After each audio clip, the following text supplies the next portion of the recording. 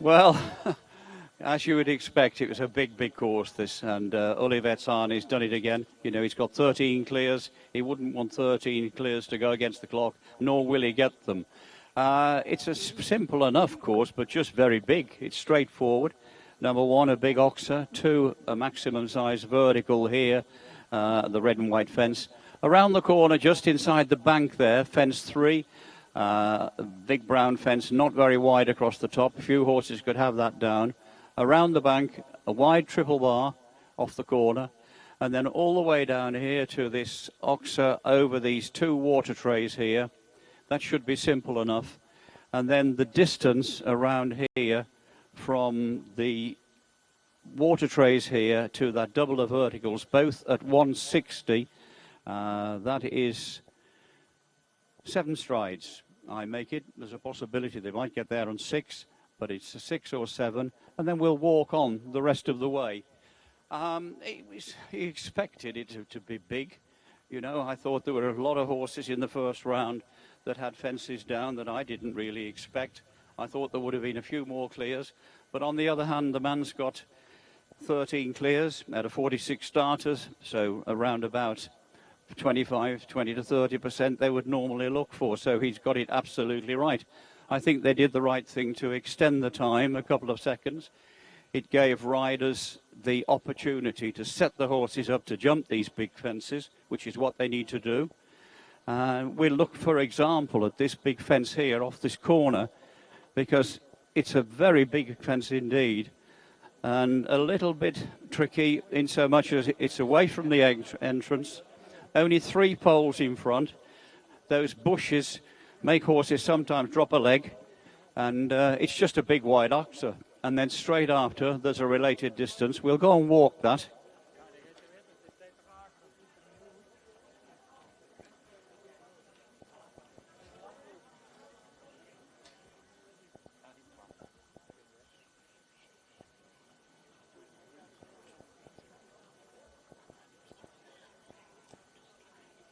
$11, $12, $13, $14, $15.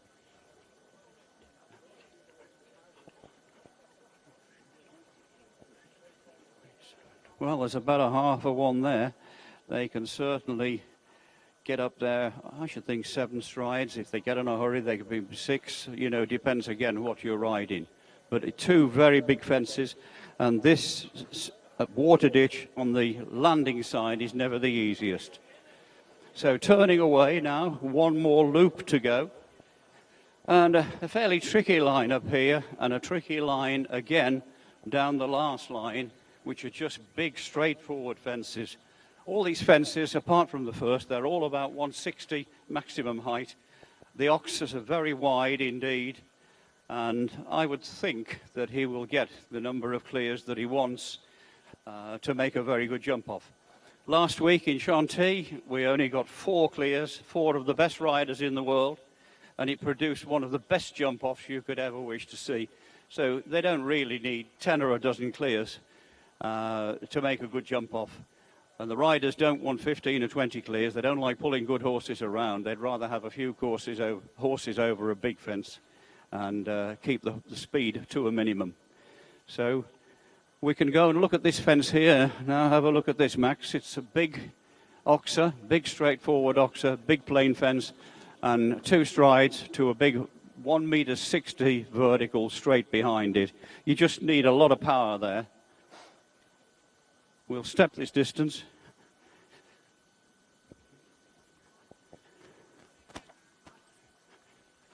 Five, 6, 7, 8, 9, 10, 11, 12, 13 of mine. I don't take big paces, but that's about a normal distance.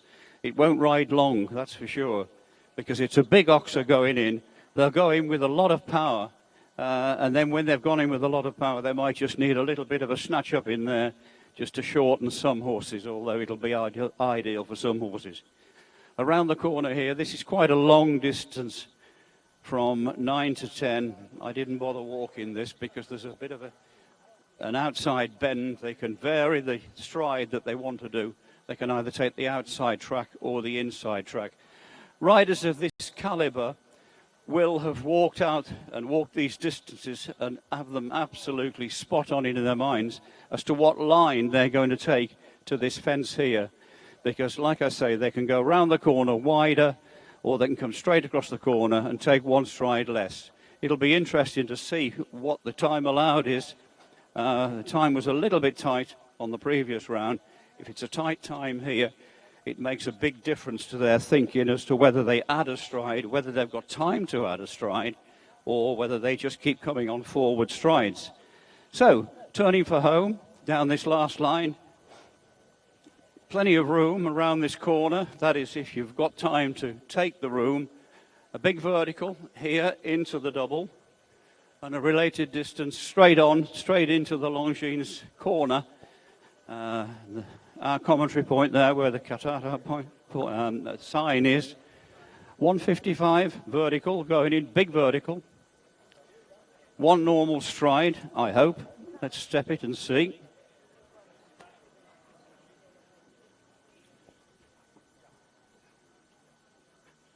Yep, about 9 yards, that'll do. Plenty of room in there. They can go in with a bit of power. And now let's have a look at this last line. I already walked this one earlier on. I made it 6 strides then. Let's have another look.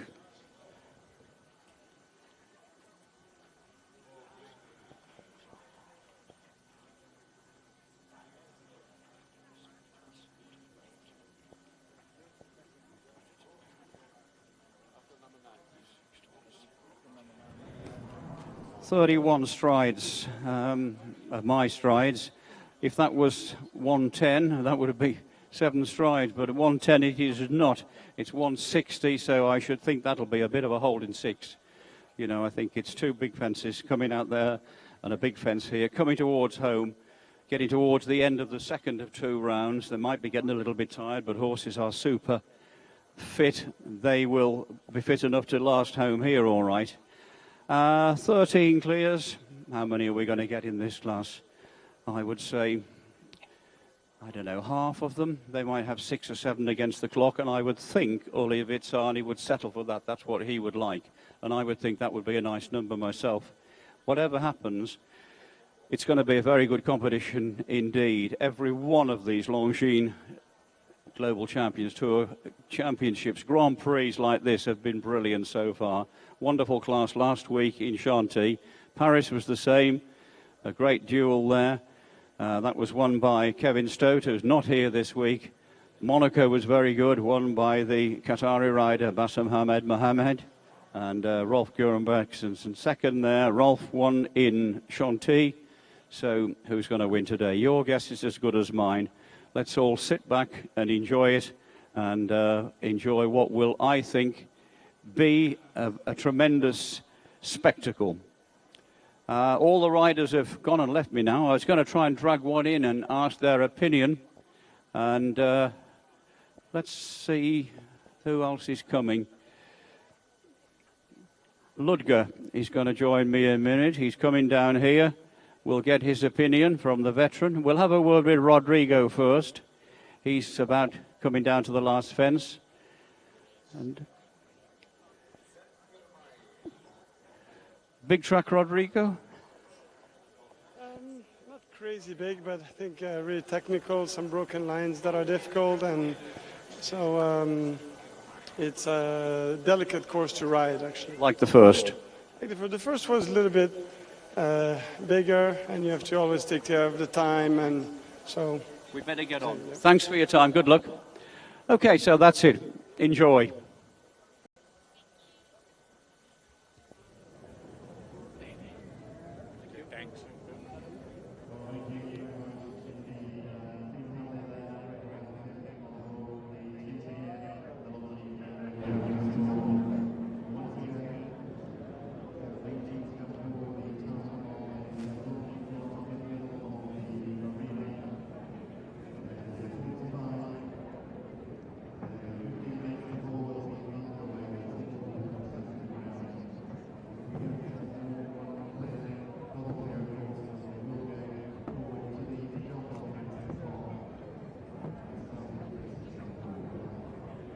Welcome back, and if you have just joined us, then a very good afternoon and welcome to the Longines Global Champions Tour. We are, of course, on the 10th leg of the journey, which brings us to the home of the LGCT, to Valkenswaard. And of course, this is a series of world-class events that has grown so much over the years. We started with 6 back in 2006. It's now grown to 14 in 2014, adding this year Antwerp, Paris, and of course, Shanghai. It really does bring together the very top riders in the world, and of course Jan Tops has done so much for the sport by putting this series together. The prize money is phenomenal, now sitting at a total of 9 million euros throughout the series. And of course Jan, as well as running some world-class events, also still very much involved with the sport as a trainer. Edwina, of course, his wife, leading the series, and we saw her a little bit earlier on in round 1. Was a bit of a surprising round, had a couple of fences down, but she still leads the series with just a few legs left to go this year. However, if you missed any of the action in round 1, then do not worry, because we will be having a recap a little bit later on here, and we see the grandstand once again starts to fill as we make our preparations to head through into round 2. Of course, when we get there, it is the top 18 that return. We bring back all our clears. Megan Noose, of course, who had that time fault in the first round, and then 4 riders who had an unlucky rail. 4 faults in the first. Daniel Dusse, Jananka Sprunger, Kent Farrington, and Mark Hutziger. So that's the 4 riders who, of course, carry those faults through, but very much looking for lower placings.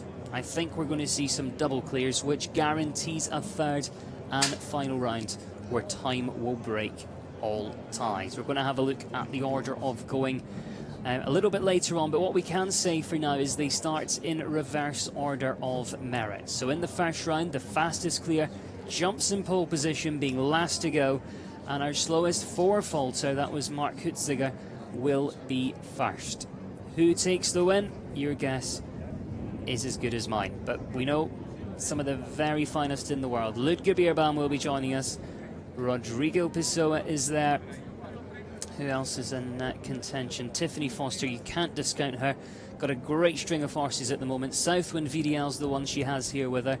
But of course she takes Ben Maher's Olympic ride and adds that to her string this year. So she really is on fantastic form. We've got Christian Almond, always one of the crowd favourites. Jane Richard Phillips, who's been supported by Longines for so many years.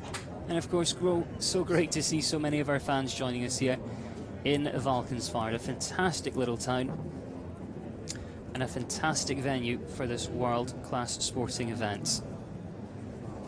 We see there 2 of our riders from the first round.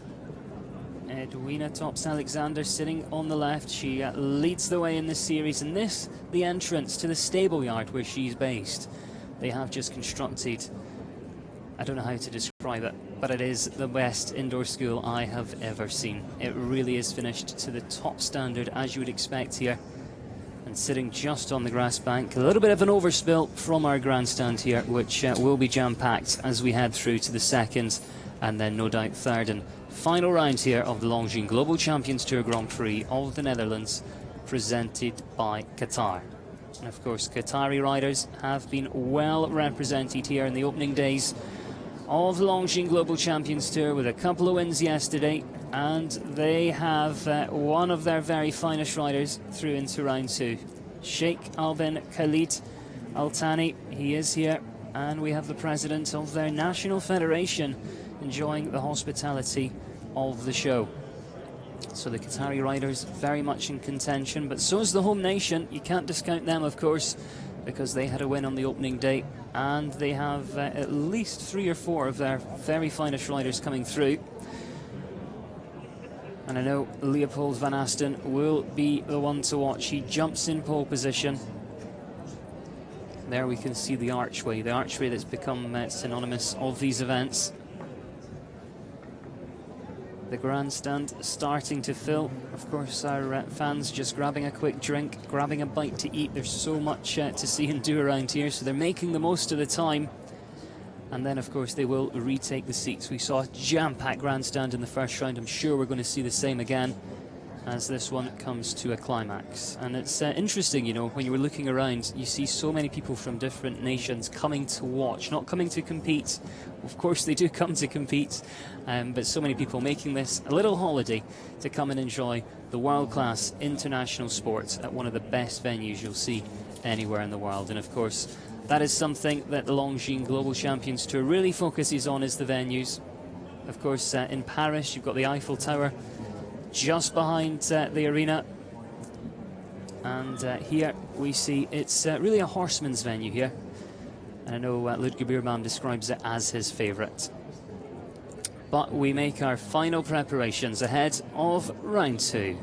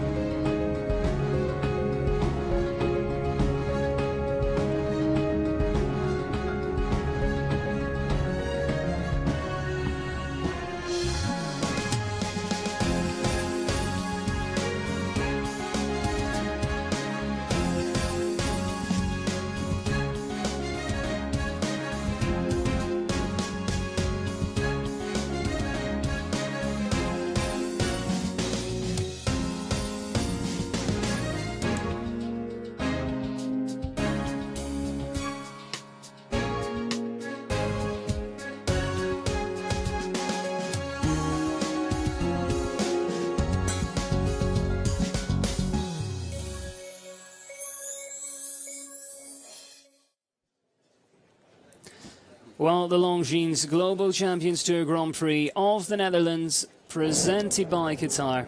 Alongside me, of course, Steve. It's going to be a good one, isn't it? It has that feel about it, doesn't it? This is a big track. I just worry that I did worry until I walked the course that I think he might have just not overdone it, but, you know, given them plenty to do and lose a lot of clear rounds, you know, in the second round. But, you know, as I said, Shanti was super. Jump off on only 4 clears. If we only had 4 today, it wouldn't matter, as long as they were the right ones. And a lot of, you could call a lot of these the right ones, because there's a lot of horses towards the end of the draw down there that can really give it some against the clock if they go clear through this round here. Obviously the first 5, the 4 fastest 4s, and Megan Nice with 1 time fault, they carry those through, so they won't have no chance of going through to the jump off. And of course, technically speaking, we could end up with just a 2-round competition. I don't think that will happen. How many double clears are you going for in this? 7. 7? I think, you know, 6 or 8, yeah. Well, it was a very good first round, and in fact we are going to take a look now at some of the best and some of the surprising rounds, and we start here with the best time from round 1. Of course, he will be jumping last, Leopoldo van Asten. We can't discount him in this one. Well, he'll be jumping first, won't he? Oh, the fastest clear round, you mean? Yeah, fastest clear. I'm sorry, I thought you meant the fastest 4. Yes, he'll be going last, so he's got pole position. And he jumped a super round, didn't he?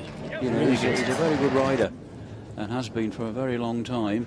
This was a surprise, actually. Oh. This is one of the worst rounds I've seen Edwina have for a long time on a good horse like this. You know, because he wasn't at the races today. Nothing that she did wrong. But, I mean, he had 3 down, which is just not him at all. No. And this man, you know, he had a couple of fences down as well, having won in emphatic style on the same horse in Monaco, in that great jump off with Rolf Göring Bengtsson, who, of course, is through with You Need to Ask.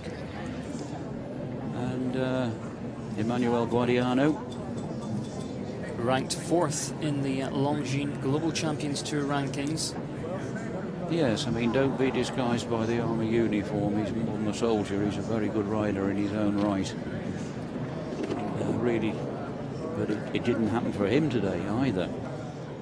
And neither did it happen for last year's winner, Dodo de Miranda. No. He rode his normal, immaculate round. He's a very stylish rider. Yeah. Sits in a great position and rides very well. But I mean, the horse was half a metre down there, wasn't it? Just missed out completely. And nothing wrong with the way he rode him to it. So, as you say, a few surprises. But let's have a look at the riders who most certainly did make it through. And Mark Huitziger is a great one. Kent Farrington, Jannica Springer, Daniel Dusser, Megan Noose, Rolf Garin Betson, who currently sits ranked 2nd, Alexander Oskinchenko, Tiffany Foster, Sheikh Albin, Khalid Al-Thani, Cassio Ravetti, Christian Allman, Michael van der Vleuten, Ludger Beerbam, Jane Richard Phillips, Rodrigo Pessoa, Henrik von Eckermann, Gert-Jan Bruhink, and of course, last to go and in pole position, Leopold van Asten with the fantastic VDL horse, Group Zidane. So you said it in round 1, I say it in round 2. It really is like a who's who, isn't it? It certainly is, you know. I mean, it's there's a great buzz about this place here this afternoon. I think everybody that's... there's the boss's wife, there's Edwina. And she's got out of her riding clothes and into her hospitality clothes. Yeah. And she does a good job. Very hard-working lady. Tiffany. And part of the outfit, obviously, here. Very much so. Big outdoor arena here, warm-up arena. That's one that wouldn't have to be carted from venue to venue because that can obviously stay here. We'll have a look at this track.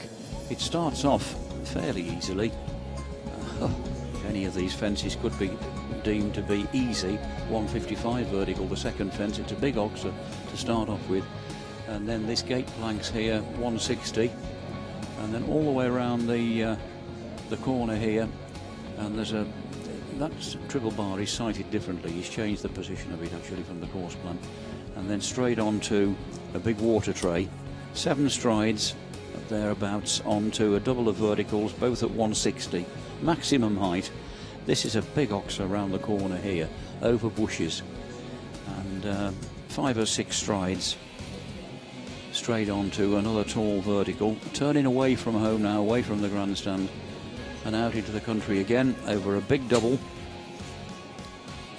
9 and 10, 11 metres 10. A looping turn around the corner to a not over big oxer, strangely enough. And then a big line down here to finish off with. 7 metres 90 double. 6 strides, 31 yards, 6 strides down there to a very tall vertical, 160 again, right into the corner. Time allowed, one is 81 again. There is the boss, Odi Betsani. Great course designer. He is. I think he's a great crowd pleaser. He gets the right results every year. He's a great joker. He's a hoot. And he pulls my leg dreadfully, you know, when I'm doing not dreadfully, but he always has a little bit of... He's behind the camera and sticking his thumb up to me or sticking his thumb down as if to say, is it okay?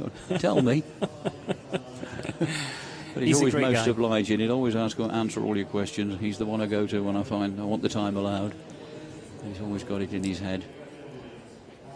And, it's good news that he's doing the final. Yeah, very good news indeed. And we look towards the entrance there. We get underway. It is round 2 of the Longines Global Champions Tour Grand Prix of the Netherlands, presented by Qatar. We had a look at the field. We know it's certainly a strong one this afternoon. And we start, of course, with the riders who bring the 4 faults through from the first round. For the home team to get us underway in round 2, Mark Huitziger, Sterhof's Opium, first to go and carrying 4. Isn't it lovely to see this old horse still going?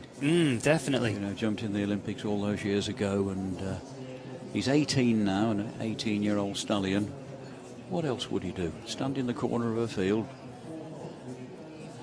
and beating the flies off? No, he'd rather be here, jumping around here, wouldn't he? Yeah, definitely. And he doesn't really look 18 when you look at him. He doesn't, does he? No. He doesn't act 18 either.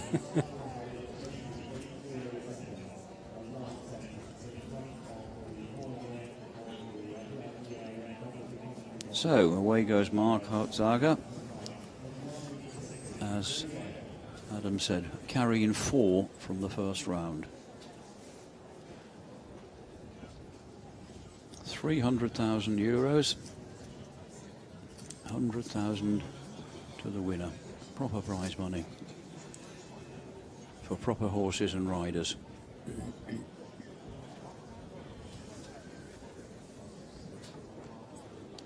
Now this related distance on here, long related distance down there. 6 strides to this tall double of verticals.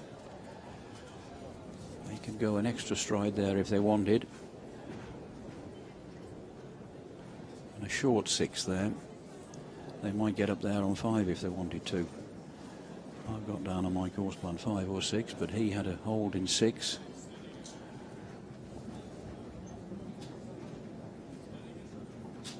I thought that fence would have been bigger, but he's probably been a little bit crafty there because the next 2 are massive. A big vertical into the double there, and straightforward, straight on stride to the last. So with a couple of fences down, 2 fences down, and of course bringing that one forward, total of 12. 12 faults in total, 69.17 there for Mark Hutziger. First to go, of course, in round 2. So really at the beginning it is pretty much all about the lower placings, if we're honest, and it's not until we get to the clears that we start to look for those doubles to secure a third and final round. But Mark on his day, more than capable of taking a title like this one, but sadly it's just not his day today. And we head now to Janneke Springer. Aris CMS next to go here in round 2. Again, carrying forward the 4 faults from the first round. Looks like Kent Farrington has decided not to go then. So he was second to go, wasn't he? So straight on to the Swiss girl.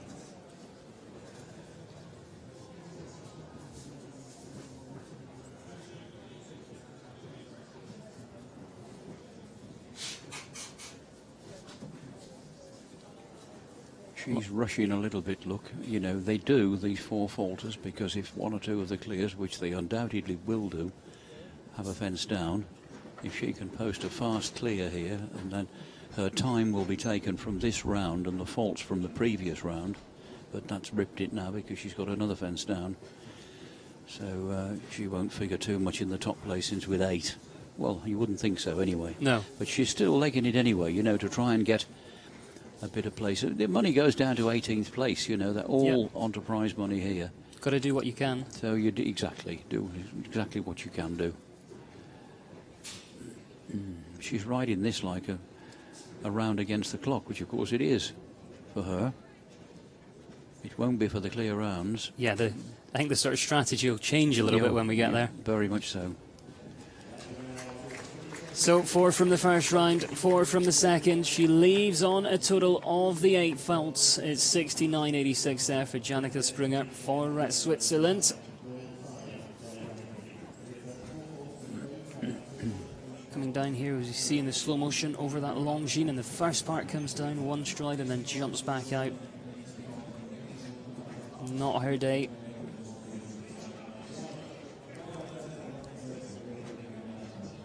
But she heads out, and our next contender comes forward here in the Longines Global Champions Tour Grand Prix of the Netherlands, presented by Qatar. And here's the rider who has had a tremendous year. We mentioned in round 1 the success he had at the World Cup finals, and of course been named the German champion as well. Daniel Dusser comes next, Cornet de Moor, and again carrying forward those 4 faults. He's very well horsed, is Daniel Dutzer, because this Cornet de Moor is a superb horse, but the German championship he won on another horse. So to win that, they don't give that away. To win that on a different horse shows what a powerful team he's got. This horse, Jim, absolutely fantastic to win the World Cup final in Lyon in April. And the man rode a superb last round where he had to go clear. He couldn't have a time fault, he couldn't have a fence down, and kept his nerve, kept his cool down. A huge line of fences to finish. I wouldn't say he made it look very easy, but he did it very well indeed. Ouch. That's 2 fences he's had down for nothing today. I mean, he mowed that down. That's not like him at all.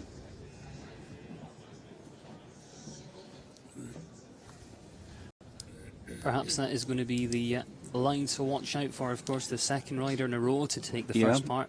It looks that way, doesn't it?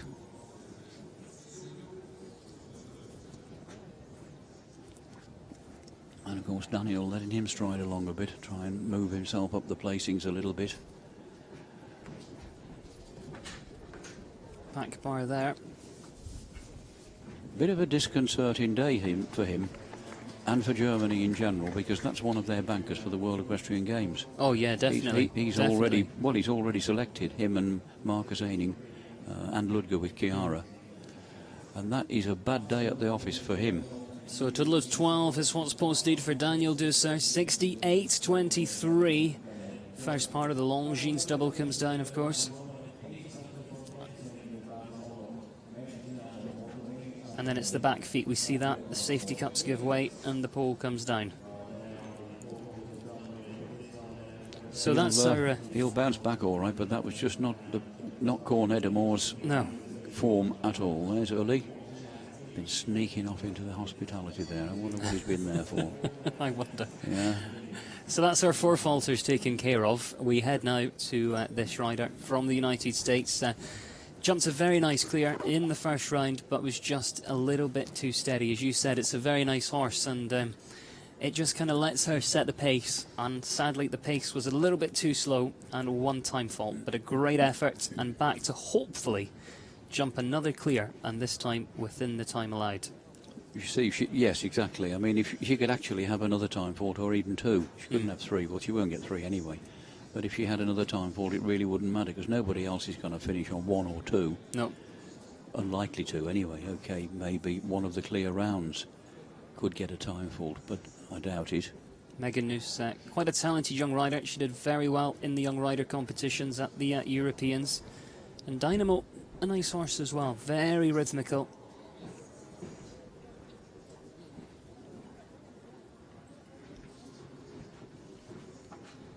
That's a big fence, that is. And coming past the gate, do you think? Oh, it is a big fence. Away from home. Do you think this, like at this level, that kind of really affects them coming away from home? Do you think that still has an effect? Not so much. No, not that much at this level, really.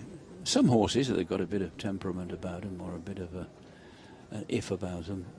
They could just, you do see an odd horse hang towards the gate now and again, but if they're up to tricks like that, they shouldn't really be here. You know. The wheels come off a little bit down well, this they have, line. haven't they? Properly, yeah. Because that jumped a smashing round first time. Yeah, it really did. But we have a look at the total then for Megan Noose and Dynamo, and it is a total of 13.74.15 there for Megan Noose. So, of course, at this early stage into 4th place.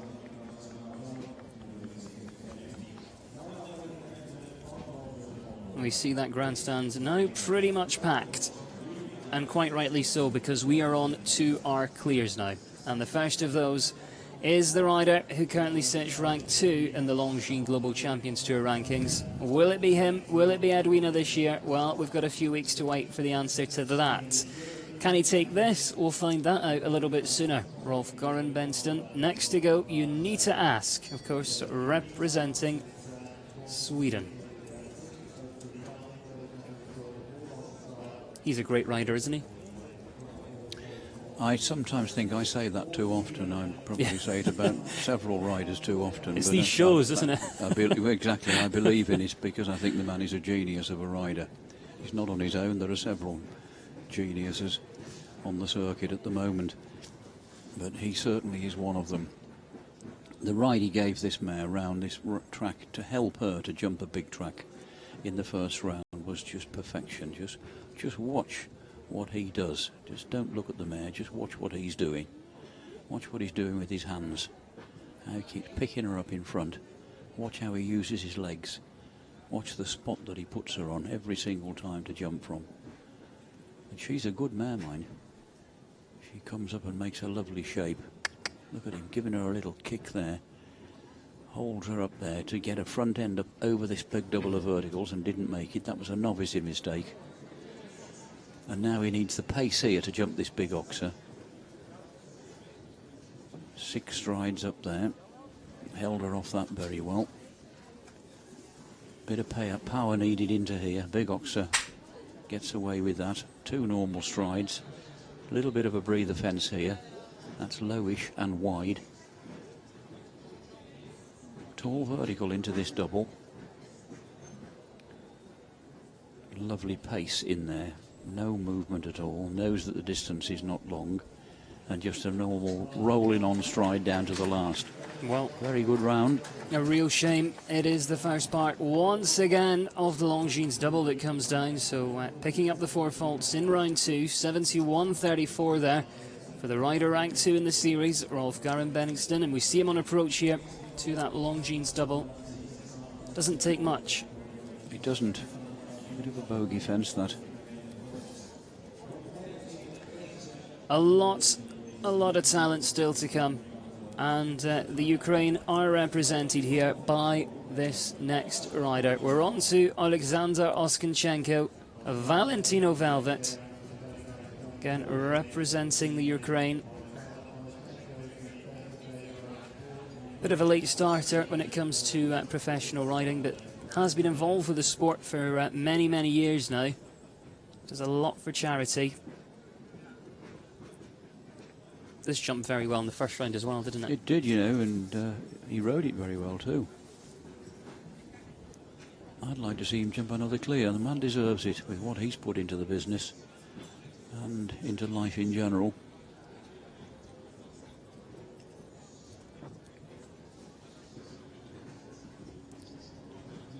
Come around that corner completely on the wrong leg, unfortunately. The horse wouldn't change for him. These treble bars kind of look big and scary, but they're quite inviting, really, aren't they? Yeah, they jump very well, don't they? That this is jumping good. It's a big double of verticals, that. Come on, Alexander. Ooh, deep there. Come on, change. Got it. Good shot. Now get this out of the way and regroup for the last line. Steady, pick him up. Keep him together. Big vertical in here. Yeah, well ridden. Yeah. Last fence. 6 strides to that and gets away with All it. the Good way. man. 76.13 as opposed to a time allowed of 81 seconds. And a one very delighted Mr. Onishenko. And so he should be. And he should give himself a pat on the back because he rode a cracking round there. He really did. Our first clear in round 2. Going, of course, to that fantastic rider from Sweden, Alexander Oskinchenko. He really is delighted, quite rightly so. So now it gets interesting. We have the 1 clear. If we are to be guaranteed a jump off this afternoon, we need another. Could it come from Canada's Tiffany Foster? As we mentioned before this competition, her string of horses really has increased this year. And this is a good one. Southwind VDL, Tiffany Foster coming forward next. We see Eric Lamaze on looking. Still acts as a trainer, but very much working hand in hand these days, producing some world-class horses, some world-class rounds. Well, he was 3rd last weekend himself, wasn't he, in Chantilly. Kind of surprised he's not got anything in this today. Maybe having a bit of a rest. I was wondering why he hasn't. Yeah. He obviously wouldn't pull the same horse out again that he was 3rd on last week, but maybe he thought he hadn't got another one quite ready. So helping Tiffany instead, his stable jockey. She's a very good pilot, this girl. The way she just gets this horse up in the air over these fences, gives him a bit of a tug when she gets there, times it perfectly. the angle of his jump right. Keep his head up.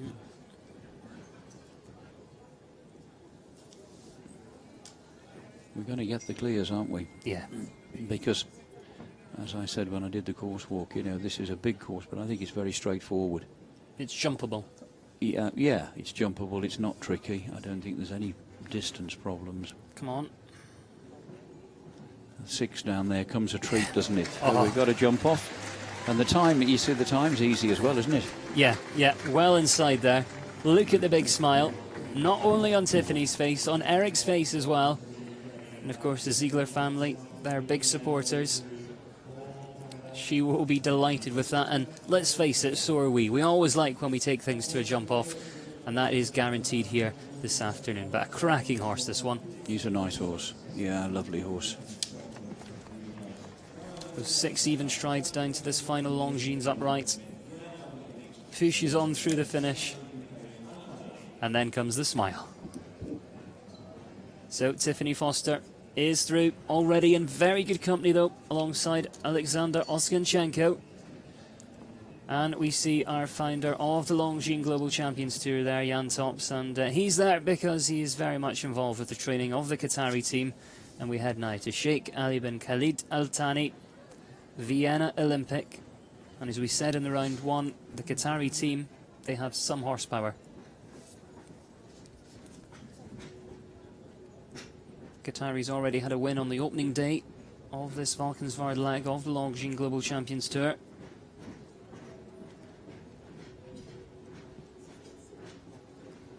And I have to say, as a team, they seem really nice as well. If you bump into them in hospitality or whatever, they've always got time for you. Yeah, I mean, he's as nice a guy, this Ali, as you'd wish to meet.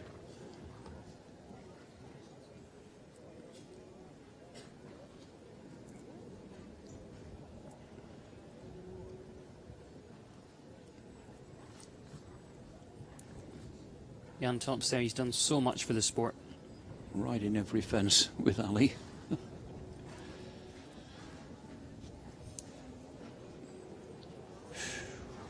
Good horse to jump that. Gone in a little bit strong, a bit deep, but jumped it very well. Now this last line. 2 clears so far. This could be another one, let's hope. That's good. Took the pace off there. Don't need pace in there and don't need pace down here to get the 6. A very good round again indeed there. 72.15. This time allowed is very, very generous indeed. It is, but it's a great round, isn't it? Sheikh Ali bin Khalid Al Thani already through then. Vienna Olympic, so that's our 3rd clear. Heading on through, of course, into that 3rd and final round against the clock where time will break all ties. That's where they really let the handbrake off.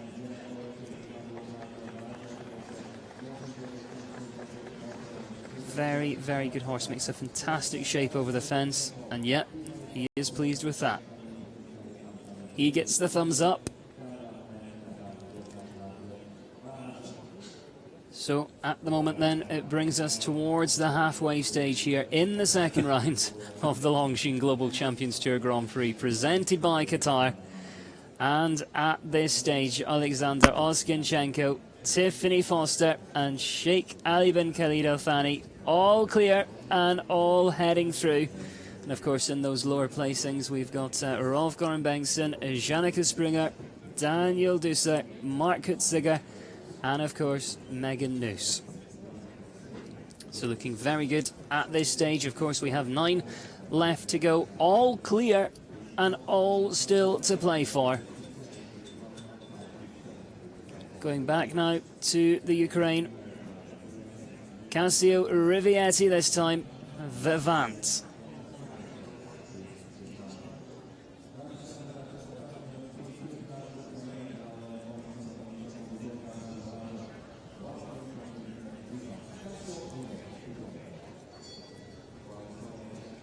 So Cassio, a regular face here in the Longines Global Champions Tour. The Ukraine well represented today, of course.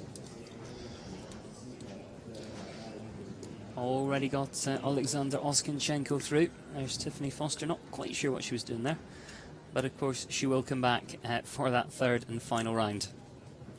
Just giving a horse a bit of a wander around and just let him walk long and loose and relax him, cool him off quietly. It was the hand motion I liked. I'm sure she was describing something. She's a larger-than-life character, Tiffany. She's lovely. She's a great, great girl.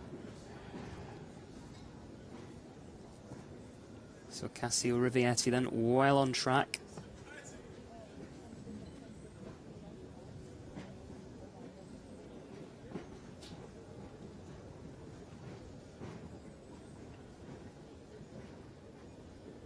That was well done. Very short 7 down there.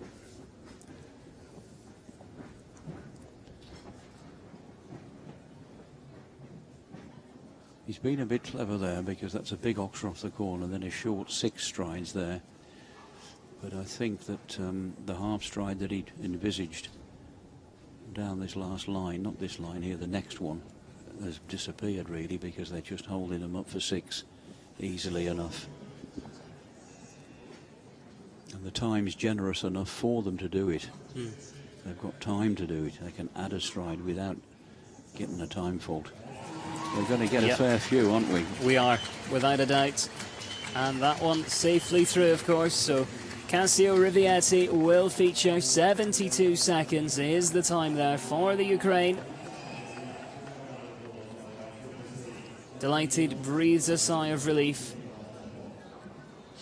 knowing he will feature in that third and final round. Of course, €100,000 going to our winner this afternoon.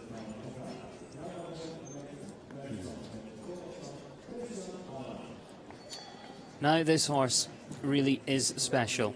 We are going to go to Codex 1, of course, the horse that earned him the European silver medal.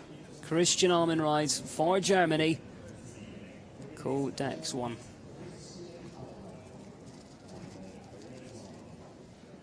I was going to say it again, a very nice rider. But he is. He really is. Very much got his own way of doing it, and a very efficient way. I mean, he sits bolt upright, sits like a policeman, doesn't he? Very upright in his back. And but he, you know, he's mighty efficient. He's very tall. He's 190 tall. That's what that's 6'2" in English, which is tall, but he's not heavy. A lot of these German riders are very tall. Not an issue you had. No, not all. He'd never been a problem. No.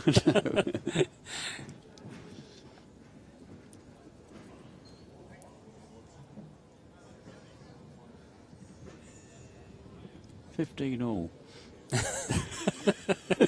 The day is young.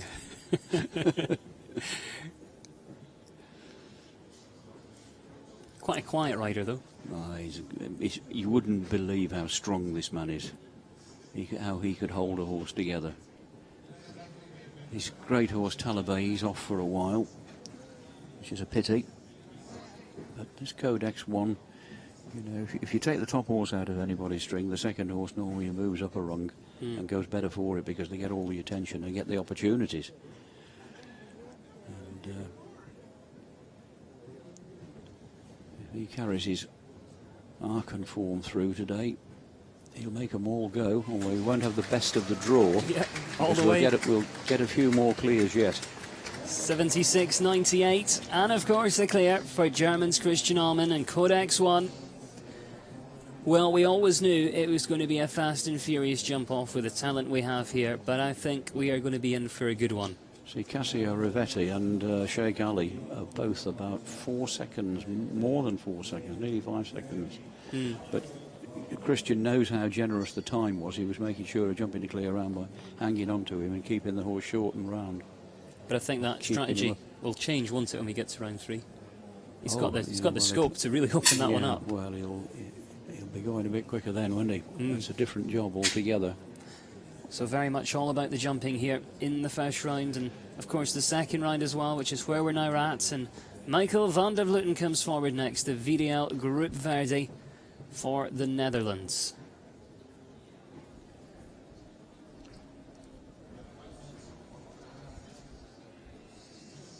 Seven more to go, including this one.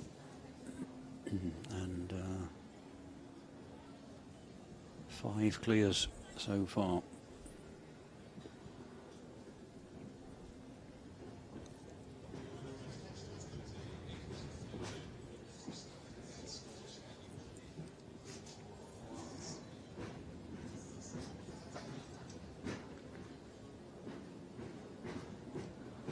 Oh, first part comes down. A little bit of an unlucky stride there. Just dived at it a bit. There's father Eric. Eric actually riding in this show here, not in this competition, but he's riding in some of the other classes. Always a top man himself. Rode in the European Championships in Madrid fairly recently. Last but one. Must be really nice to make it a family affair. Yeah, definitely. I mean, there's lots of situations like that, isn't there? Fathers and son, or fathers and daughters riding. Pity. There you go. Real pity indeed. 4 for jumping, of course, in round 2. 72.01, so that posts him into the 7th at this stage. Into 7th there for Michael van der Vleuten.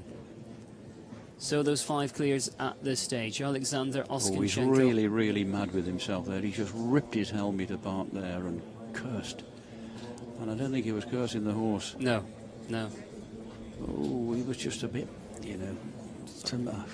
You shouldn't tell riders, world-class riders. Look how angry he is.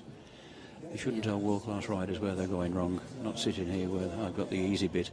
But to me, he was just a little bit off that and a bit long and flat. Bit long. And he's berated himself for that, not the horse. That was not that horse's stride. Well, everyone has off days, and he will still feature in the money, but will this man be taking top spot? It is Ludger Beerbaum, one of the crowd's favourite. Chiara, the name of the horse, representing Germany. Of course, if you follow show jumping, you know this name. Almost a brand around the world these days.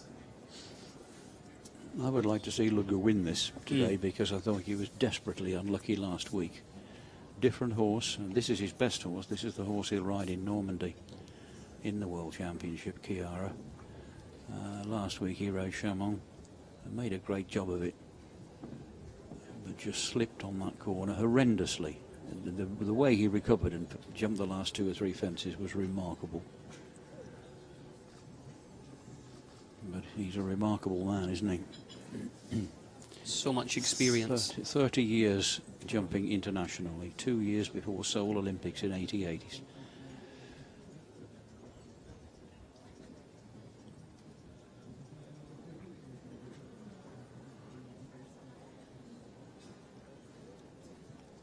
Three efforts left. Come on, Ludger. We want him in. One fence. He jumped this all right. Beautifully done. Well done. He has done it. 76.57. 6 clears, double clears so far, and still 5 to go. Shaping up to be a real electric third and final round. Really floats down through this double.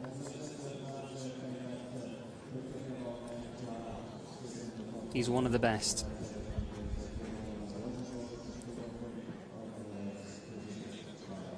You'd be hard pushed to put anybody in front of him, wouldn't you? Oh yeah, without a doubt. Although there's so many championship riders. Eric and Tiffany sending a text. Oh yeah, hiya. They'll be Eric looking at the jump-off track. Working. He's not just watching the jumping, he's looking at the jump-off track. He'll be telling her where to turn, when to pull, and when to kick. And it's great to have that experience behind you. You need somebody on the ground, don't you? Jane Richard Phillips next. Switzerland on track. Dieren de Geboordenbon.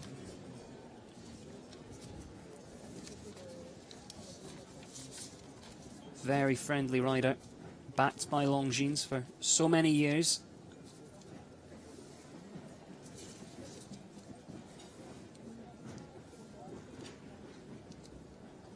So Steve, you had a very illustrious career. Is there anyone that you kind of looked up to throughout your jumping days? Any of the names still on the circuit? Well, again, in the day and age that I was riding, there were 2 outstanding riders in England in those days, were Harvey Smith and David Broome. and they were surpassed eventually by the Whittaker brothers and Nick Skelton. Abroad, Alvin Schokemola was one of my favourite riders. Yeah. You know, I thought he was a master of efficiency and skill. And before him, Hans Winkler was another great rider. But there's more great riders, in my opinion, more great riders today than there ever were in my day. In my day, there would only be, you know, probably 2 or 3 top riders in each country. And now you get countries like Germany could field 3 Nations Cups. Yeah. That's a bad round for her, isn't it? It is. The future's bright for show jumping, but today Jane Richard Phillips leaves on the 12 faults in round 2. 71.50 there for Jane. Puts her down into the 12th position, which means we do sit at this stage on the 6 clears. A little bit long through there. Yeah, obviously, you know, a bit desperate there. You could tell Jane's demeanour. She felt that the need to go for it that strong. I'm sure she was right. Rodrigo. Yep, Rodrigo Pessoa representing Brazil. This horse Status. 4 left. He's one of them. He's been posting some very good results around the world.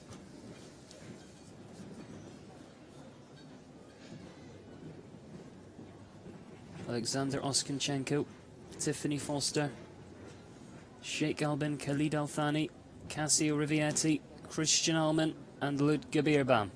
That's our clears at this stage. Don't forget, of course, the order of starting for this second round is decided. They start in reverse order of merit, so the fastest clear from round 1 still to come. In theory, it just keeps getting better and better.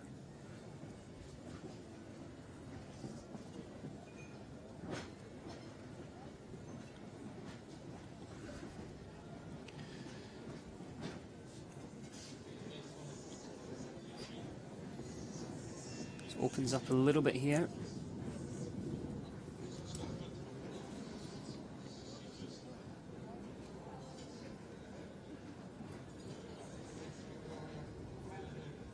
He's back, isn't he, Rodrigo? Oh, yeah. Yeah, back again. You can't come without the horse. They say that in racing, and it's sure to be true in show jumping as well. All the way. Rodrigo's back. 74.43 is the time, but more importantly, clear and securing a place in that third and final round of the Longines Global Champions Tour Grand Prix of the Netherlands, presented by Qatar. Rodrigo Pessoa. He's had some great results around the world. Frank Kempelman, Aachen fame.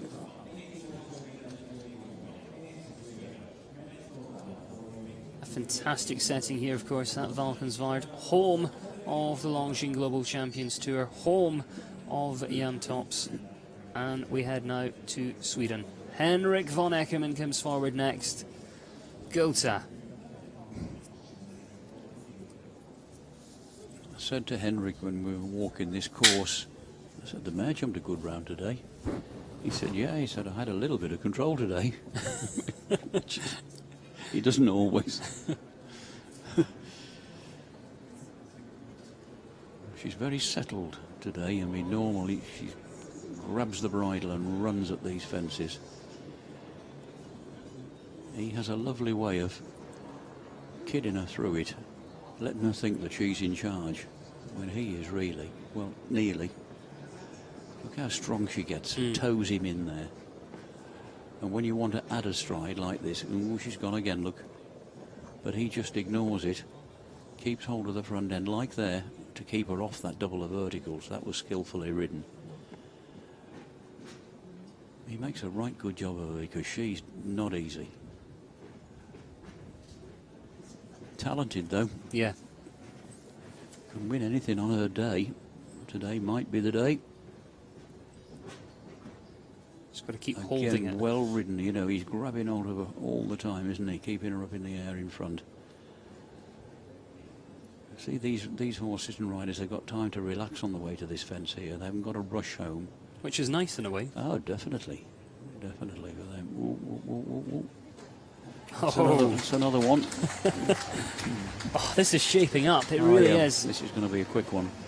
So Henrik van Eckermann joins that world-class list of riders, posts another clear, 71.36, and that brings us down to just 2 combinations left to go here in the second round.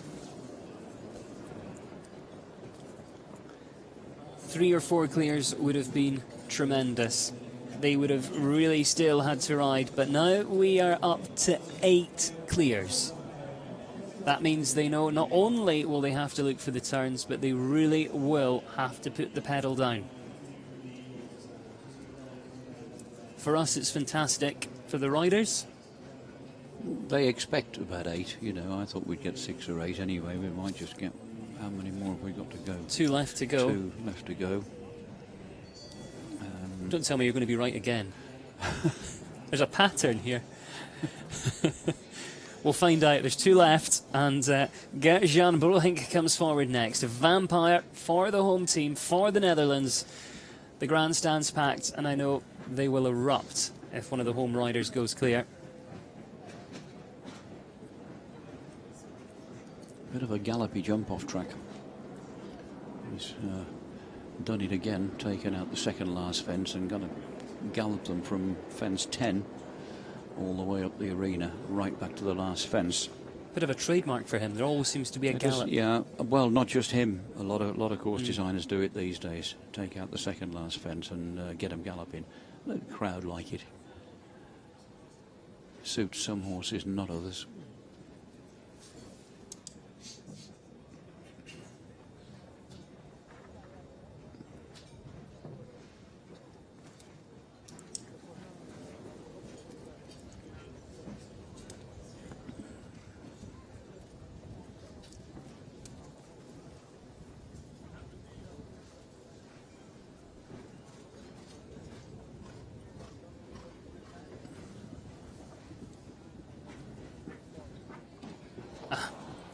That one does come down. So sitting on 4 faults at this stage. Still 1 to come, and it is another one for the Netherlands. It's got a little bit long in there. And finishes on the 4. 70.90, a 4 fault round there for Gert-Jan Brohink and Vampire for the Netherlands. The Dutchman leaves on the 4 and leaves just 1 combination left to go. 8 clears at this stage here in the Longines Global Champions Tour Grand Prix of the Netherlands, presented by Qatar.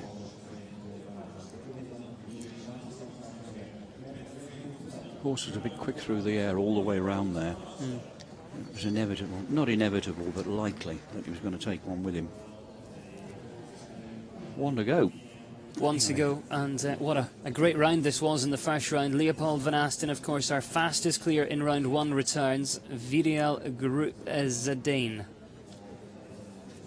So again, representing the Netherlands.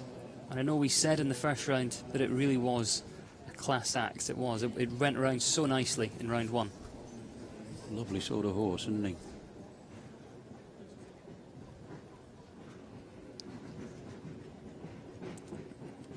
I'm not saying it's easy, but he looks uncomplicated. Doesn't seem to be really quirky. Nice, lovely model, hasn't he? Got a lovely canter to him.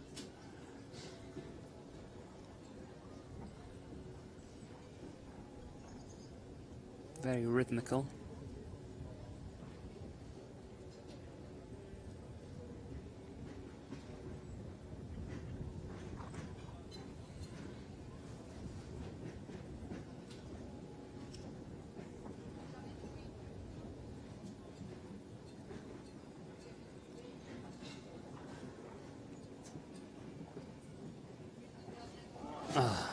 See, that happens sometimes with a tall vertical like that, with a water tray on the landing side. Horses just take the top row with them a little bit. Okay, you might have done that if the water tray wasn't there, but they're more likely to do it if the water tray is on that landing side.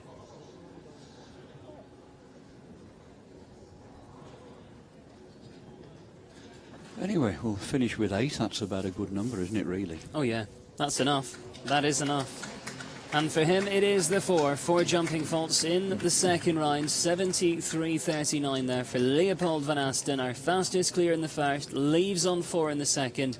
VDL Group Zidane. So in total, we lose 1 from round 2, which means we started 17, and we have those 8 clears that, of course, progress through against the clock. But as we have said, any number would have given us a good jump off. We saw a jump off just a couple of weeks ago on the tour with 4, and it was electric. We have 8 today. That means it is going to keep us on the very edge of our seats. And here's the order here: Alexander Oskanchenko, Tiffany Foster, Onishenko, Tiffany Foster, of course. We've got Rodrigo Pessoa in there, Henrik von Eckermann, Gert-Jan Bruhink, and of course on the 4 faults, Rolf Garen Benningsen, who currently sits in the second in the tour. And a few surprises along the way. Daniel Dusser, a very nice heart there, and Cornet de Moor, he leaves on the 12. Megan Newson Dynamo also featuring, but just not their day. Had the time fault in the first round and a 3 fences down in the second.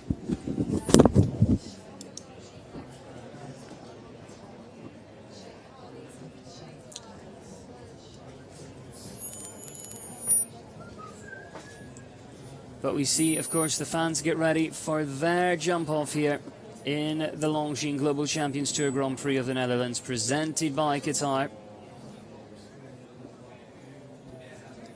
Who is your favourite? Rodrigo Pessoa, Ludger Beerbaum, Christian Alman, Cassio Rivietti, Sheikh Ali bin Al Thani, Henrik von Eckermann, Rodrigo Pessoa. Very difficult to call. But of course, all in with a chance here this afternoon. We're going to take a look at that jump off track in just a minute or two. But 100,000 euros is the winner's portion of that 300,000 euro prize fund here this afternoon. The Longines Global Champions Tour, as we know, now up to 14 events in 12 countries. And we have a look at, of course, some of the best and worst from that second round.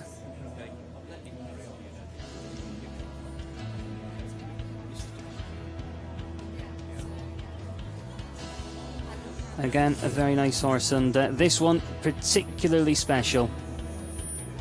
One of the horses that went very well in the first round, came back in though, and just had a couple down, and left on the 12.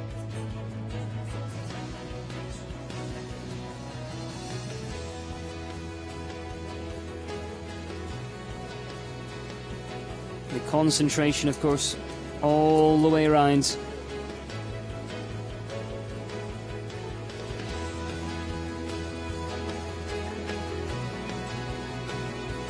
Very nice shape over that fence.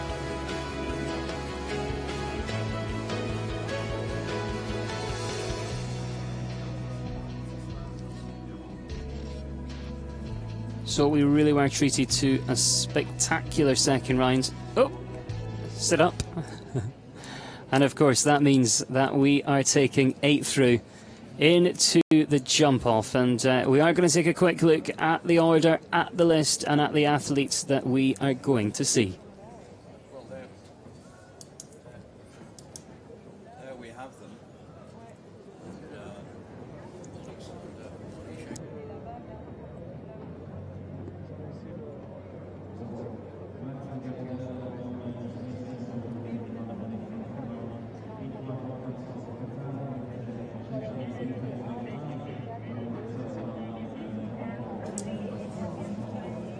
And as we see down in the warm-up, the riders making their final preparation, and of course as they make their final preparation, we are going to take a look at the track that they are going to face here in the third and final round.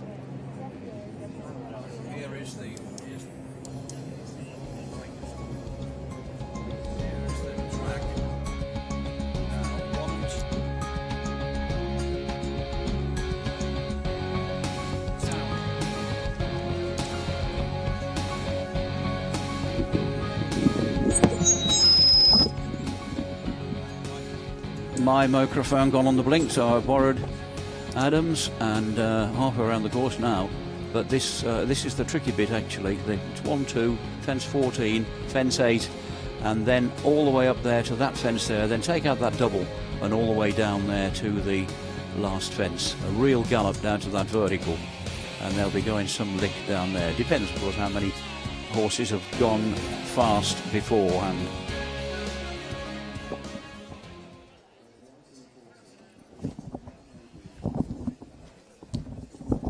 So he really is a tremendous course designer, and we've just had a look at the test that they will face this afternoon here in that third and final round.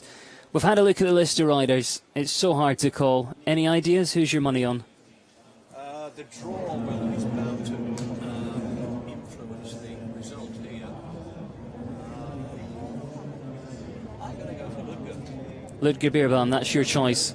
Ludger would, you know, he's going sixth. It would be very ironic if Henrik had gone and beat him on his own course. But it could happen. I don't know whether it will or not. There's no obvious winner there. Christian Almond is going to be very quick. I don't know whether his horses will leave the fences up. And Ludger, his horse is jumping like a tree. Rodrigo will know what he's got to do. And Henrik well, he can really look the break off. We shall see how fast they're going to go by the second or third horse. I don't think Alexander Monichenko is going to go flat out. He will be delighted to be where he is, and he'll be satisfied with another good clear. Well, here we go then. He does get us underway here in the third and final round. He's looking to set us a standard. He knows he is going to have to go very, very quickly. Looks like we're just lightening the load. And then we will be underway with our first to go here in the third and final round.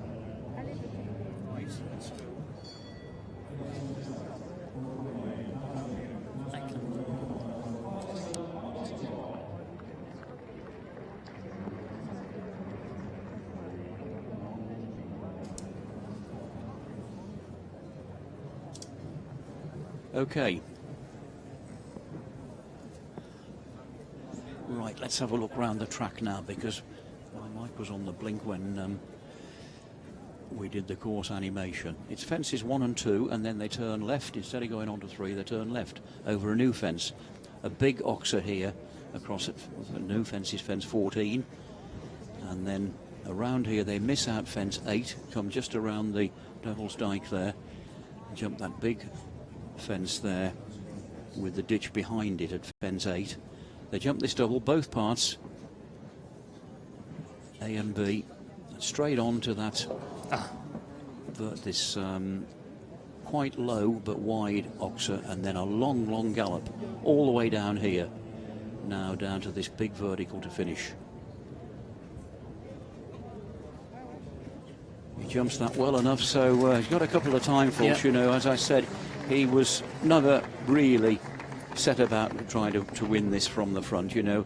Alexander, he's done a very, very good job this afternoon. He would be absolutely delighted, as the true amateur that he is, a great fun rider, to have finished up where he has. And he went in there, obviously, knowing that the guys that are going to come behind him were going to be faster, whatever he did. So he was trying to set about jumping a clear round. Unfortunately, he just had one down. But, you know, he would have had a couple of time faults anyway. Not that that would have mattered. 2 time faults is better than a fence down, but having the fence down as well. So let's now see what Tiffany Foster can do. Southwind VDL, the name of this horse, representing Canada, certainly has the experience, very good against the clock. Can she be our first treble clear?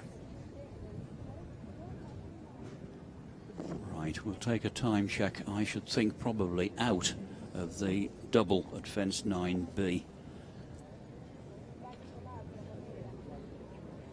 No, she's not flat out, not by any manner of means. She's going a short way. Let's take a time check out of this double.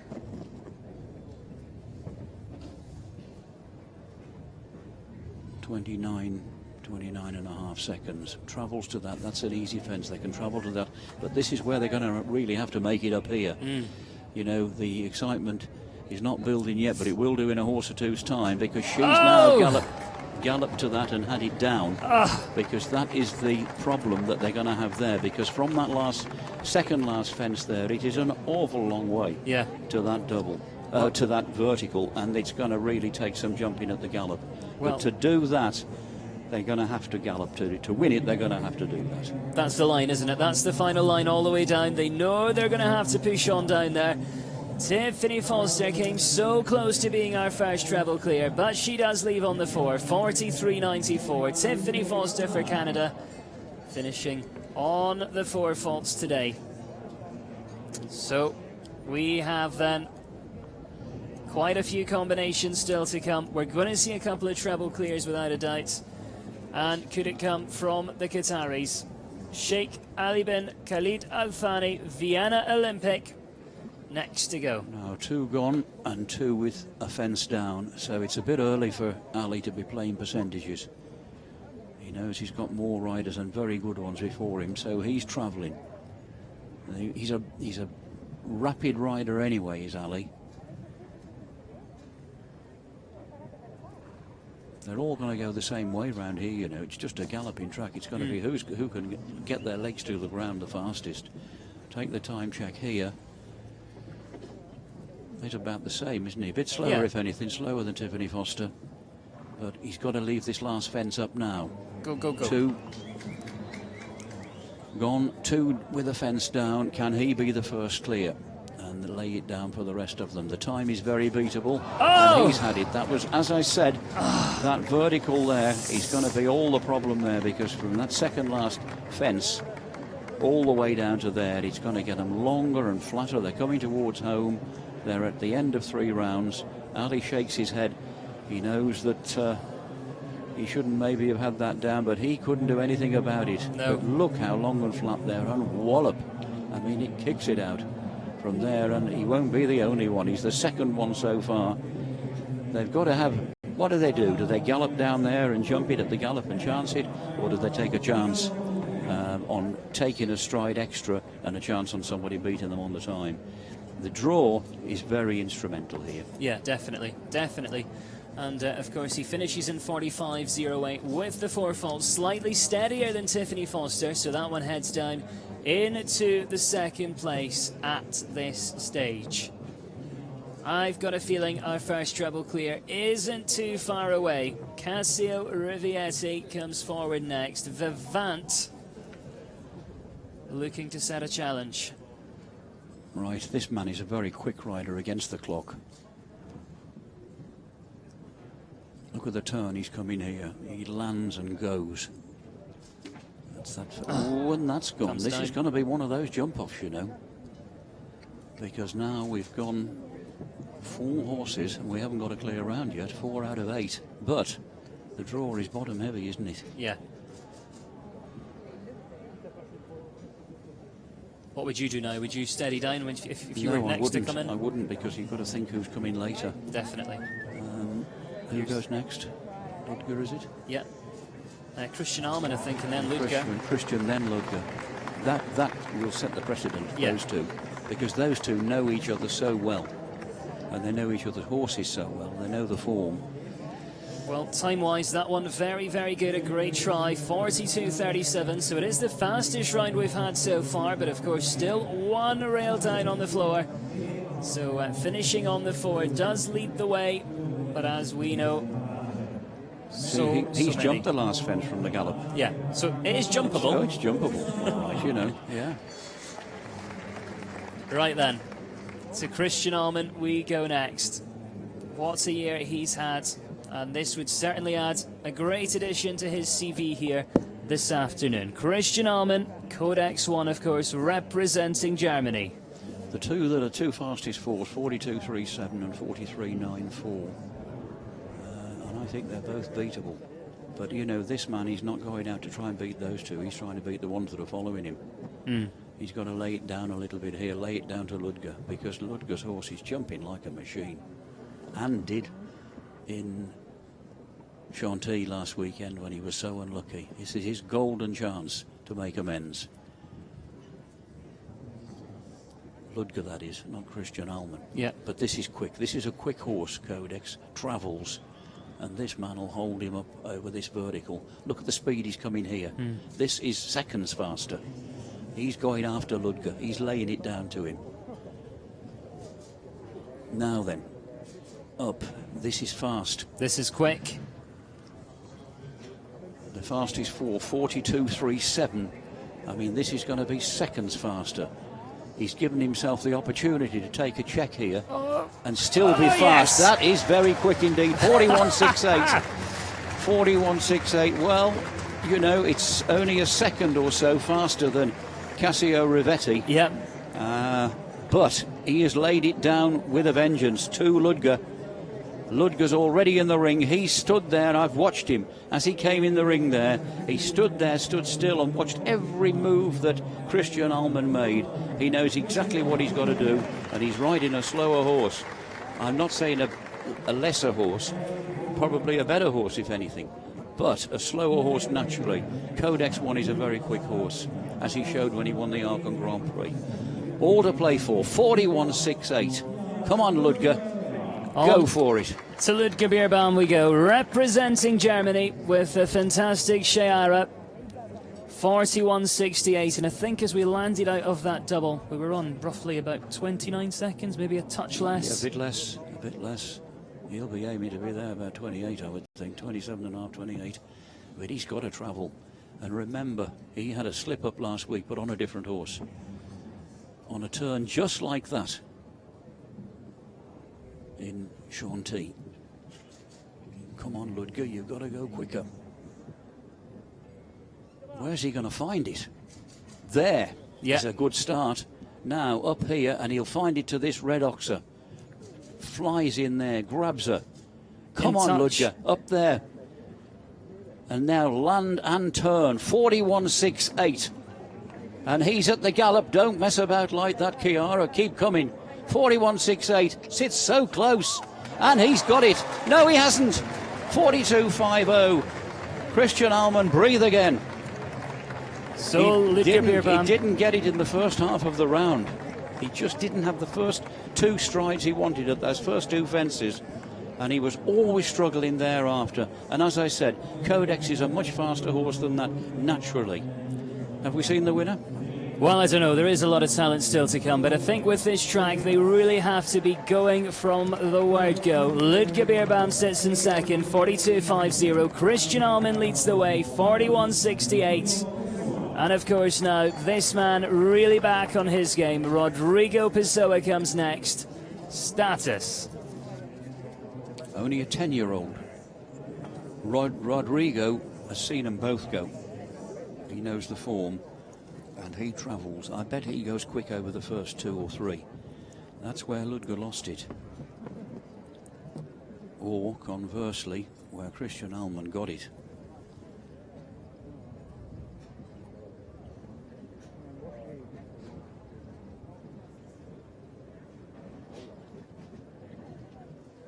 I think Christian's nearly flattened him, you know, because this is not quick. No. He's looking after his horse. Some time to choose to do it, but he knows his job better than I do. But I don't think... It's not that bad, you know. Not that fast, because the horse does travel, and Rodrigo travels 41.68. This is going to be close again. He's coming at the gallop, but he's got to leave it up. What a test to gallop to this 170 vertical all the way, and what a test. Ooh, 41.97, but again we see that final fence coming down. It is 4 for jumping. It is our fastest 4 falter, though. Not as fast as the clear, though. Into third, Rodrigo Pessoa. So Christian Alman, he sits firmly at the top. Germany well represented there in Christian Alman, and of course Ludger Bierbaum. But 41.68, that is still the challenge here this afternoon. Henrik von Eckermann steps forward next. The great rider from Sweden. Gotha, the name of the horse, with the experience under their belts. This could suit Gotha, you know, because she's always running away. And Henrik knows what he's got to do now. He knows that man's formed so well. Come on, Henrik, let's go. 41.68. He's trying to pinch it over the first couple, look. Loose the brake off. Got nothing to lose.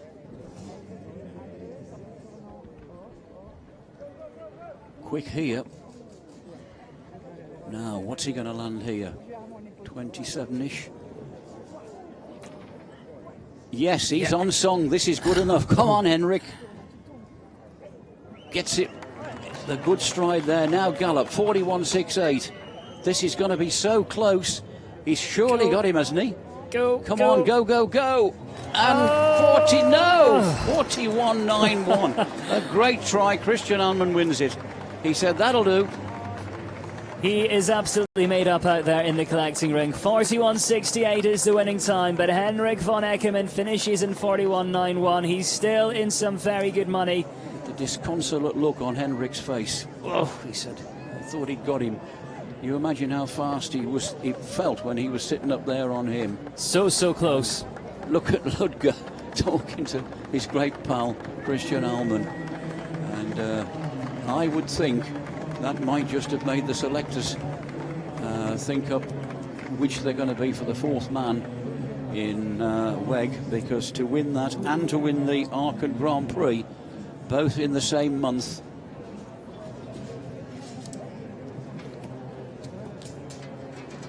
so what a great result there, and the second huge win in a month for Christian Alman of Germany with Codex 1, same horse.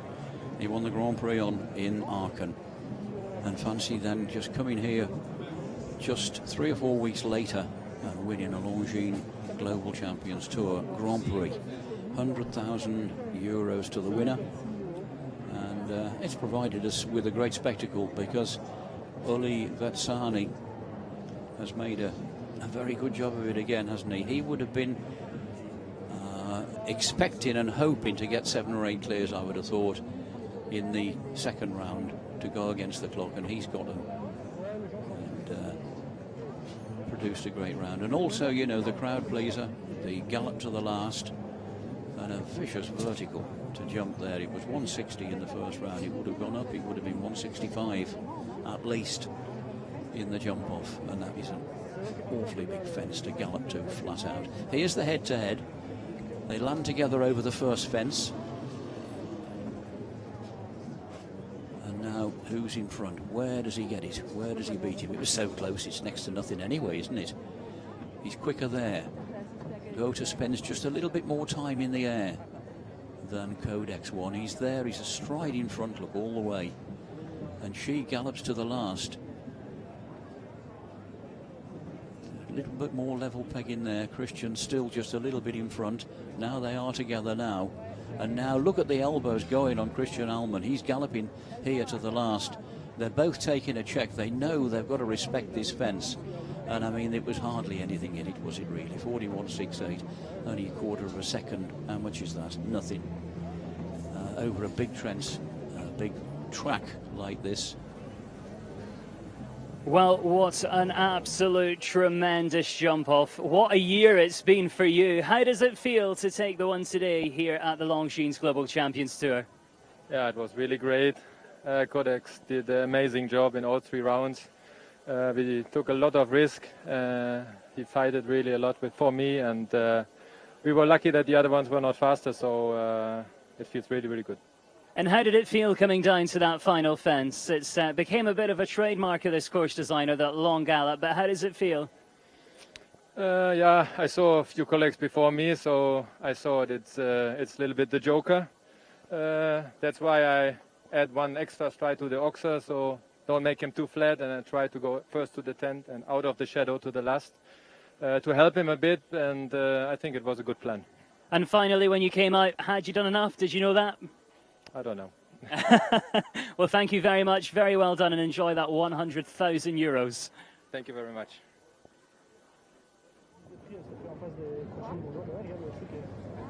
Well, I think that Christian about summed it up there, didn't he? I mean, it was so close between 3 world-class riders that were so close.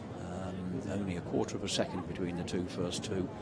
And Ludger, you know, did his best on arguably, well, not arguably, certainly the slowest horse of the three, and I don't mean that detrimentally to go to Chiara at all. She just spends a lot of time in the air, and she's not quicker across the ground like Codex 1 was. But there's the new current overall standings, and still very much all to play for. There's still 3 more of these Longines Global Champions Tour Grand Prix in Lausanne and Vienna, and of course in Doha in November. So it's been all to play for again. All a very, very good competition, all in all, and they keep coming up with the goods, don't they? But when you get the amount of money that's to be won here, and all the world-class riders, the best riders in the world, competing for it, you're always going to get a good competition, aren't you? And that's exactly what happens. It's a wonderful venue, and it really has come up with the goods, hasn't it? Again, the Longines Global Champions Tour does it again. Let's have a look at some of these horses. This is Rolf Göran Bengtsson, Sweden. He's ridden a peach of a round. He won in Chantilly, not his day today, but riding a different horse. He could well be back and winning again before much longer. He targets all these global tour shows. Why wouldn't you? And a skillful man, skillful ride there.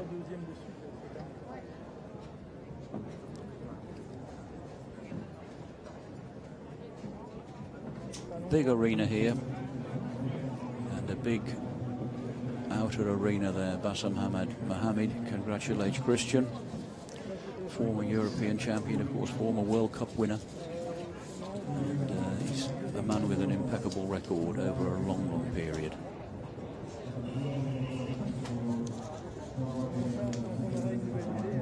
So just waiting for the presentation now. Not all over here by any manner of means, of course. There's another big competition here tomorrow. This is the big competition of the week. There is the man of the moment, and I think, you know, fair play to him. He's done it very, very well again today, hasn't he? He's got the required number of double clears, and he's produced another bullet-like jump-off track. The horse is having his studs taken out now on the grass. They need them more, even more. Riders have studs in on the, here we go, this is the winning round. They have studs in on the surface, but on grass it's even more important.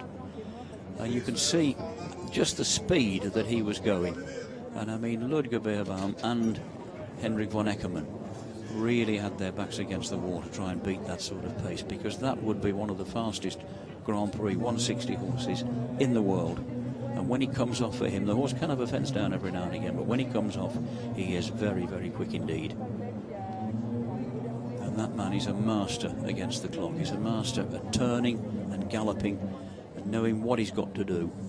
A man at the top of his profession, and has been for a long time. A real summer's day here in Valkenswaard, in Brabant, in Holland, the Netherlands, in this wonderful forested area of Valkenswaard, the original home of Jan Tops when he won the Olympic gold medal, Team Nederland, in the Barcelona Olympics with Jos Lansing and Piet Raymakers on his very good horse Top Gun. He came home and decided from there on in he was going to produce a top-class show centre, which he did, and then he set about getting the sponsorship and the support from corporate companies and big outfits, and went from strength to strength. And the Global Champions Tour, now sponsored by Longines, has gone on from 6 original venues to 14, and it will get a lot bigger yet. It will certainly go across the Atlantic before very much longer, I would think, and it keeps coming up with the goods. It's a formula that everybody wants, it's a formula everybody enjoys, and it'll run and run with this one. And so will that man. Ludger, very fit, 51-year-old. Christian Alman, a bit younger, a fair bit younger. And Henrik van Eckermann always also younger still.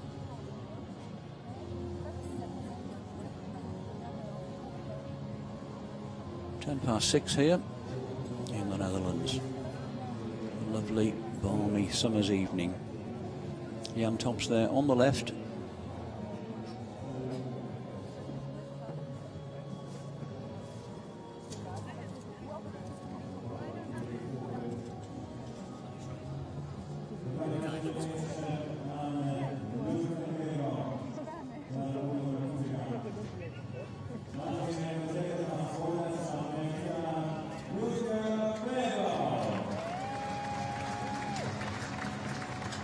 Now podium time, champagne blasting time. In third place, Ludger Beerbaum, 51 years young, as good as ever. Here's his stable jockey, him and Philip Weishaupt, stable jockey for Ludger, and 2 or 3 other very good riders indeed as well. Don't tumble over Henrik. He'll be pleased with his performance. Both of those will. Ludger will be disappointed at not having gone a bit quicker. It was the most he could do. And they both knew in their heart of hearts that they were up against it to beat this man if he left everything up, and leave it up he did. So, time for the German national anthem.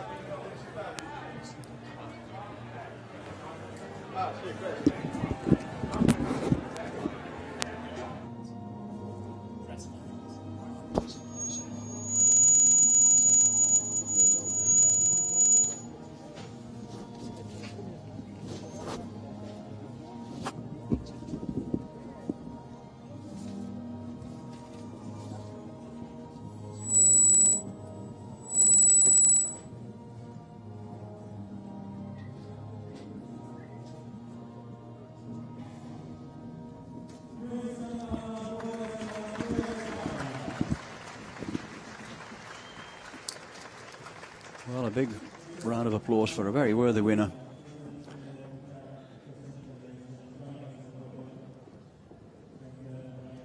And presentation time for Christian Alman. Gold, silver and bronze. Gold to Christian, silver to Henrik van Eckermann, and bronze to Ludger Beerbaum.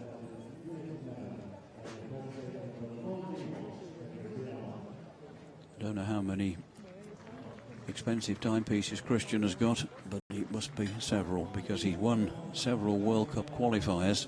He won a World Cup final, of course, itself, but he won 2 World Cup qualifiers on Talabay 2 winters ago. And any minute now, out come the bottles of champagne, but Jan Tops, you bet your life he'll get out of the way first before they start spraying each other.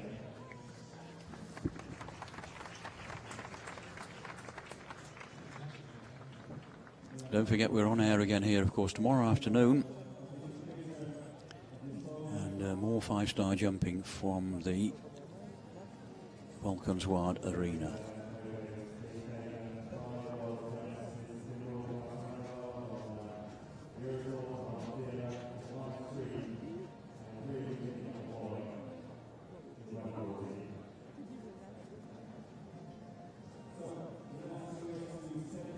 Wiener will be back to fight another day for sure. She'll be jumping again tomorrow, and well, she'll take part in all these global champions tours shows So close to it, and she's won it twice overall, the whole thing, and could well win it again. She's bang up there at the top. I think she's second on the table now. Champagne time. Oh, what a waste of champagne. Fancy fighting these three over champagne. Here we go. Motor racing style.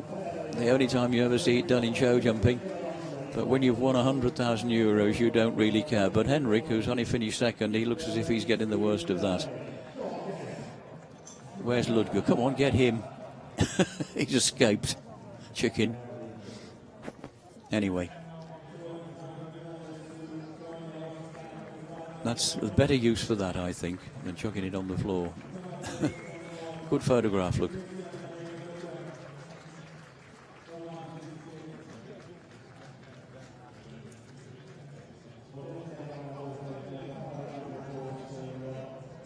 I'm afraid, Christian, you're going to have to give that away before you get back on the horse.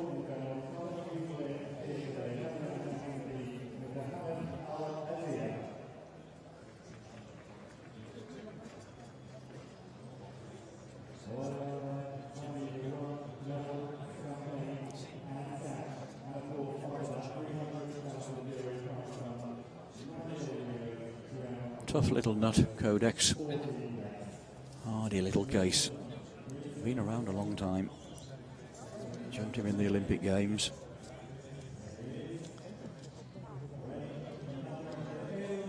It's 12-year-old stallion by Contendro, the representative from Qatar.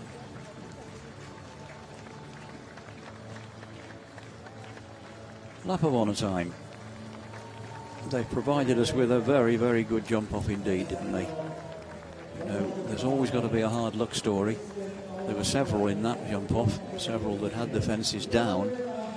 A hard luck story a little bit from Ludger, who couldn't quite get fast enough. Mare wasn't suited to it. Henrik von Eckermann, I think he thought he'd done enough, but he was very close. I mean, he was only just a few pips behind him, but nothing that doesn't detract from what has been a superb exhibition of riding over two very big courses and over a very difficult and flying jump-off track for that man there from Germany, Christian Allmann. Been at the top of his trade now for a very long time. Good to see him back again winning, because you know, his best horse, Talabay, off with injury for a while. You really need something exceptional to win these sort of competitions, and Kodak's there, back to his best. When he's on song, he's a very good horse indeed.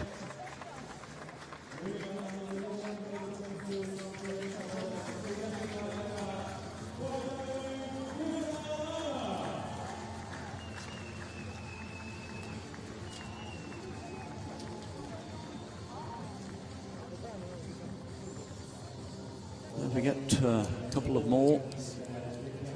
Longines Global World Champion. Global Champion Tour shows in Lausanne in Switzerland, and of course in Vienna, a lovely one in Vienna, very picturesque venue altogether, and then an absolutely brilliant show pending in Doha, the final. Huge prize money in Doha for this wonderful tour.